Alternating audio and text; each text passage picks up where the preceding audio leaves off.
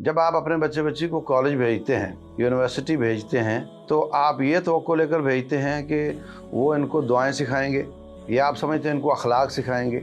आप उनको भेजते हैं कि इनको नौकरी करना सिखाएंगे कि फ़लाँ दीनी मदरसे ये फ़ॉरेन फंडेड हैं, पकड़ो इनको।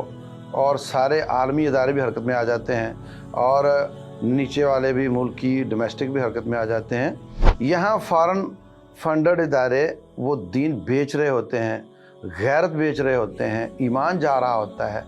वहाँ पर ये लोग हरकत में क्यों नहीं आते? किसी ने कहा था अच्छी माँ दे दो, मैं अच्छा मुआशरा आपको देता हूँ। रसूलुल्लाह सल्लल्लाहु अलैहि वसल्लम फरमाते हैं, कोई शख्स जिसको अल्लाह ताला किसी इदारे का या किसी हुकूमत का या किसी सेटअप का ज़िम्मेदार बनाता है, जब भी मरता है वो अपने रईयत के साथ, अपने रियाया के साथ ख़यानत कर रहा होता है, अपनी ड्यूटियाँ पूरी नहीं कर रहा होता। इल्ला हर्रमल्लाहु अलैहिल जन्नह, अल्लाह उस पर जन्नत को हराम कर देता है।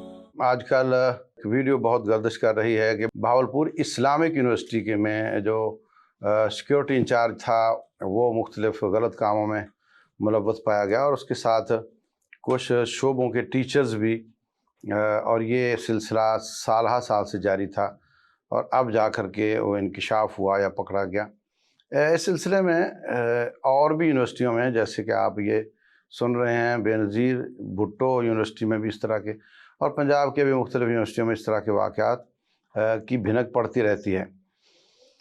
अब नहायत अफसोसनाक है, बहुत ही परेशान कुन है। बच्चे बच्चियां अमानत होते हैं और वहाँ जाते हैं और नाम इस्लामिक यूनिवर्सिटी है, तो वहाँ पर उनको अपनी जॉब का, अपनी डेजिग्नेशन का ख्याल रखना चाहिए और उस हिसाब से उनको डील करना चाहिए। देखें कि जो टीचर होता है वो एक बहुत बाप की तरह होता है, बहुत उसका ऊंचा मुकाम है।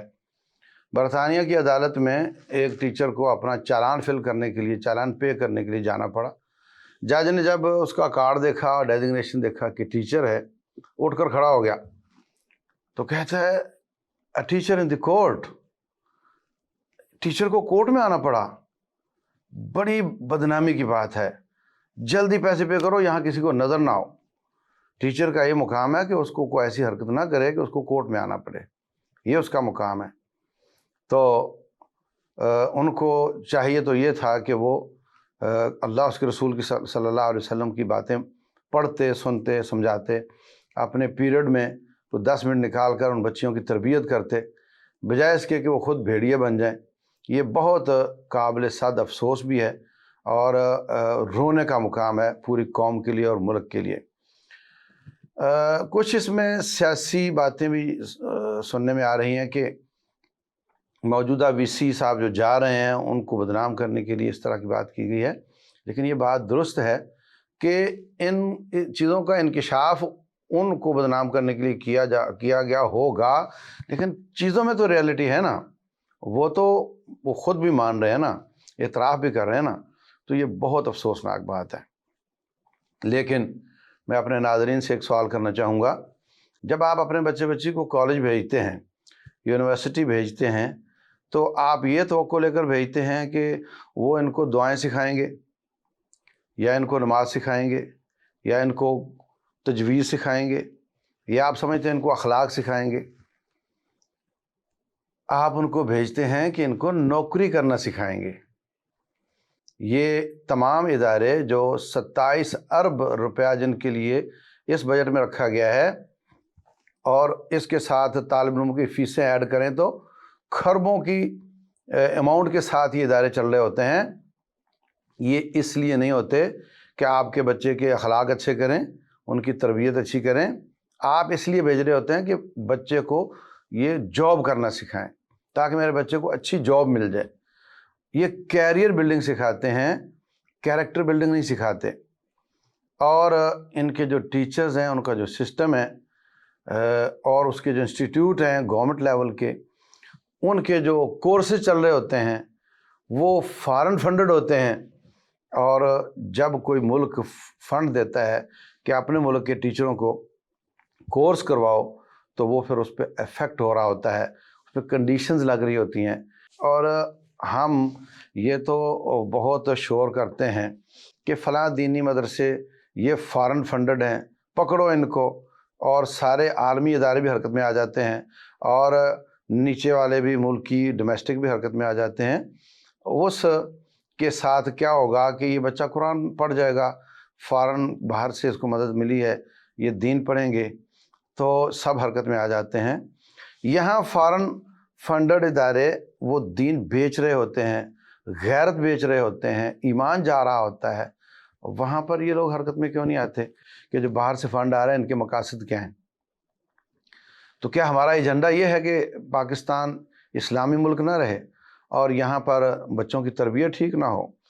تو ہمیں اپنے تمام لیولز پہ اپنی اصلاح کرنے کی ضرورت ہے۔ میں جب یہ بات کرتا ہوں کہ اپنی بیٹی کو آپ جو اس طرح کی کام کرنے والی، مہارت والی جو کمرشل تعلیم ہے مت دو، اس کو اللہ تعالیٰ نے کمرشلائز نہیں کیا، اس کو کمانے کے لیے نہیں پیدا کیا، اس کو پیدا کیا ہے کہ یہ گھر چلائے، یہ آدم ساز ہے۔ کسی نے کہا تھا اچھی ماں دے دو میں اچھا معاشرہ آپ کو دیتا ہوں۔ یہ آدم ساز ہیں، ان کی ڈیوٹی مرد نہیں کر سکتے، مردوں کی ڈیوٹی کسی حد تک کر سکتی ہیں۔ تو آپ ان کو جو ضروری بیسک تعلیم دو، اللہ کا دین سمجھاؤ اور ان کو خانہ داری سکھاؤ، ان کو اپنے گھر بھیجو۔ لیکن ہماری ضد ہے، کیا عالم دین، کیا دنیا دار، سب ایک ہی بات کرتے ہیں کہ جناب یہ تو ان کا رائٹ ہے، میری بچی کہہ رہی میں نے انجینئر بننا ہے تو ان کو بنانا ہے میں نے۔ تو جب آپ کمرشل قسم کی تعلیمیں ان کو دو گے، جب آپ بھیڑ کو بھیڑیوں میں چھوڑو گے، تو پھر آنسو گرانے کی کیا ضرورت ہے؟ یہ گھر گھر کا مسئلہ ہے۔ یہاں شور اس لیے ہو رہا ہے کہ وہ اوپن ہو گیا کیس، ورنہ ہر یونیورسٹی کی صورتحال آپ جا کر دیکھ لو، کسی پیڑ کے 4 آم پک جائیں تو باقی آموں کا اندازہ ہو جاتا ہے جو ابھی پکے نہیں ہوتے۔ رسول اللہ صلی اللہ علیہ وسلم نے اس عورت کو، بلکہ رب ذوالجلال نے بھی اس عورت کو کیسے پروٹیکٹ کیا ہے؟ فرمایا یدنین علیہن من جلابیبہن، اپنے خوبصورت کپڑوں کے اوپر بڑی چادر یا برقع لے کر نکلا کرو۔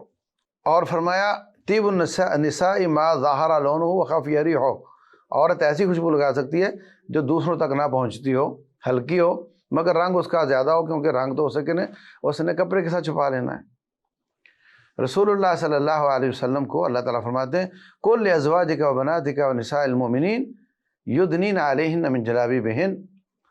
صحابہ کرام کہنے لگے، بلکہ صحابیات، کہ آپ نے فرمایا عید پڑھنے آؤ، ہمارے پاس تو چادر نہیں ہے تو ہم کیسے آ جائیں؟ آپ نے فرمایا ایک چادر میں 2 آ جاؤ، یہ نہیں کہا آپ بغیر پردے کے آ جاؤ۔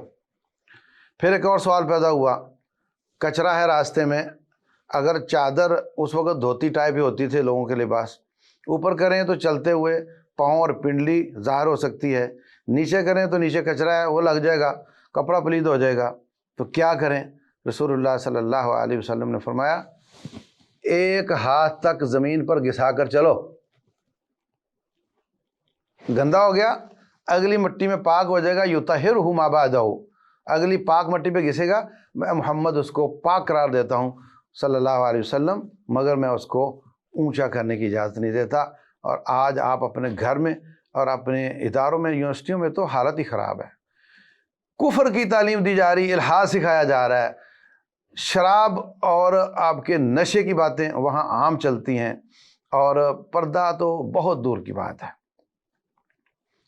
اور اس کے بعد پھر رسول اللہ صلی اللہ علیہ وسلم نے اس کو پاک قرار دے دیا مگر اوپر کرنے کی اجازت نہیں دی، اور فرمایا رب ذوالجلال نے کہ جب چلو تو زمین پر زور سے قدم نہ مارو، وَلَا يَضْرِبْنَ بِأَرْجُلِهِنَّ لِيُعْلَمَ مَا يُخْفِينَ مِنْ زِينَتِهِنَّ، کہیں آپ کے جسم پر لگے ہوئے زیور کی آواز کسی کے کان میں نہ پڑ جائے۔ اللہ اکبر۔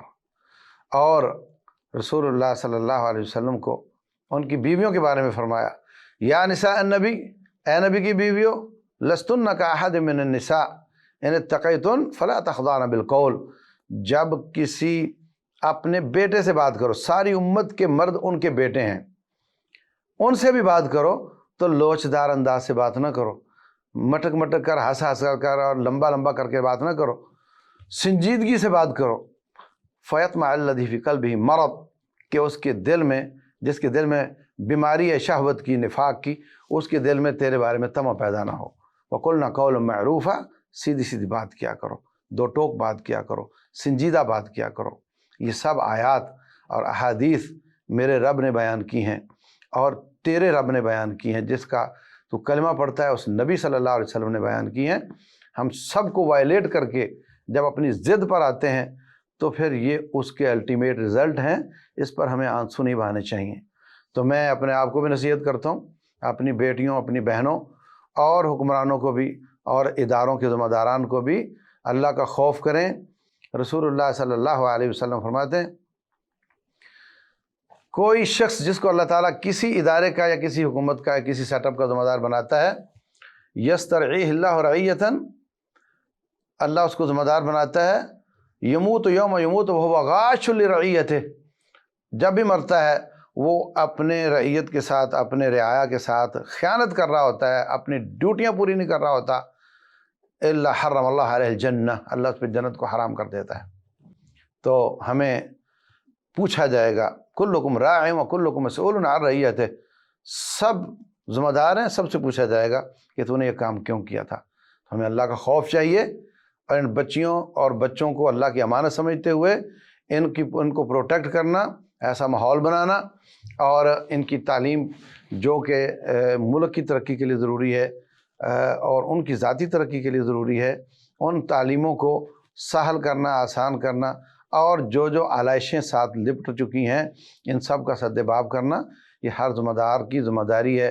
पुलिस की, वज़ीर दाखिला की अपने तौर पे है और यूनिवर्सिटी के ज़िम्मेदारान की अपने तौर पे है और ओवरऑल हुक्मरानों की अपने तौर पे है। सबको अपने अपनी ज़िम्मेदारियाँ अदा करनी चाहिए ताकि अवाम का इन इदारों से एतमाद ख़त्म ना हो जाए, बल्कि जो यूज़फुल और मुफीद किस्म के इल्म हैं वो चलते भी रहें और उससे मुल्क और कौम को फ़ायदा भी होता रहे। अल्लाह ताला समझने और अमल करने की तौफ़ीक दे।